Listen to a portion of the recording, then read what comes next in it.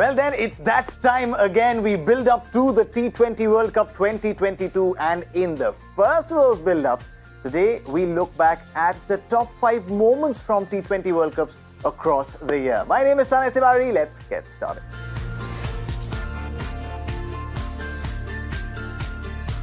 Now, for a lot of us, a lot of Indian fans, the first ever memory that they may have of a T20 World Cup has to be India-Pakistan, but not the final.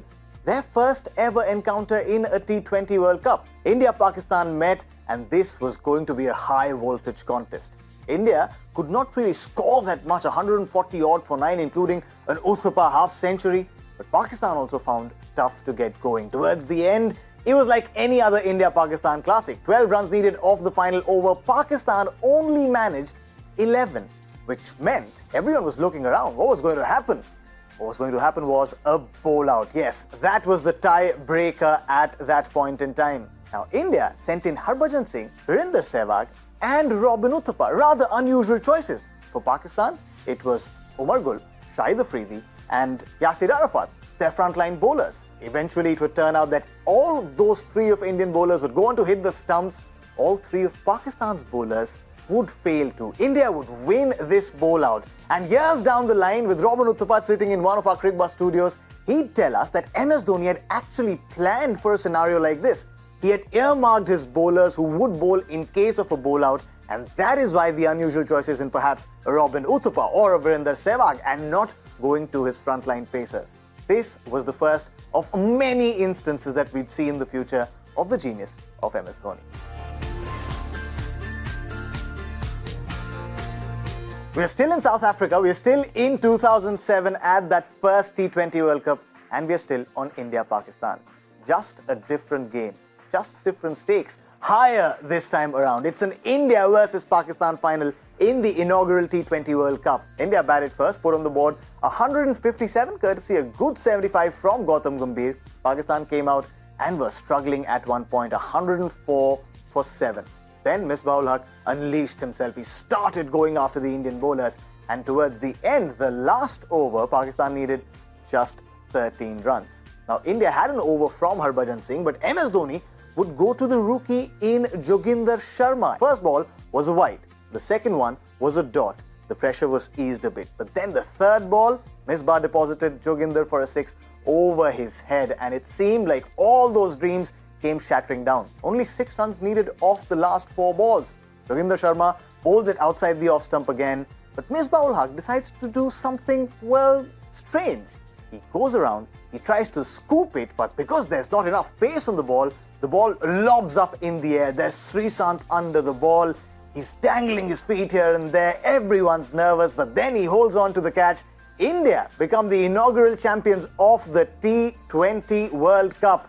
The eyes took some time to believe what was happening at the Wanderers in Johannesburg. And there started a great journey for MS Dhoni that would end with him with all ICC trophies that there are in white ball cricket. The Champions Trophy, the T20 World Cup, the 50-over World Cup, you name it. That man did it all. Now this one is from the top drawer. The top drawer of perhaps one of the top finishers in white ball cricket, Mr. Cricket, Michael Hussey. Pakistan, remember, who were the defending champions, who came into this game, set a huge target for Australia to chase down, 192. And at one point, Australia were 140 odd for 7. It seemed like the game was done.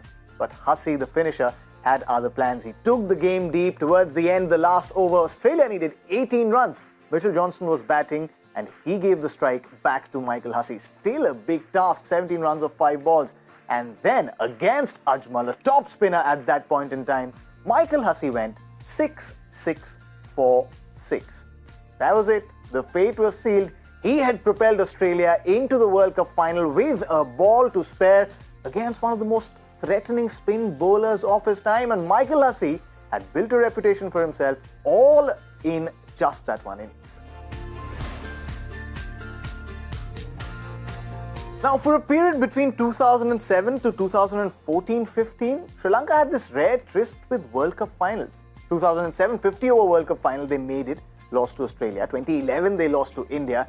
in the T20 World Cup finals of 2009 and 2012 as well. They made it to that point but lost out. So when they made it to the final in 2014, the stakes were of course very high, but it was also an opportunity for them to just get rid of this final hurdle. But they were meeting formidable opponents, India, who managed 130 on the board batting first, despite a Virat Kohli 58-ball 77 knock, which meant that Sri Lanka were in the game. This was their opportunity to also bid goodbye to Mahela Jayawardene and Kumar Sangakkara on a very good note from T20 eyes. And Kumar Sangakkara led the way. He scored a half century, Thisara Pereira got some quick runs, and Sri Lanka got to their first ever T20 World Cup title in some fashion, bidding adieu to the two legends, Sangakkara and Jayawardene, in some fashion. Carlos Brathwaite, remember the name. I'm not even going to try and imitate Ian Bishop and his emotions because those are immortal lines and the emotion is immortal as well. This is a T20 World Cup final at the Eden Gardens. West Indies are taking on England. England put on the board a good 155 courtesy of Joe Root half century.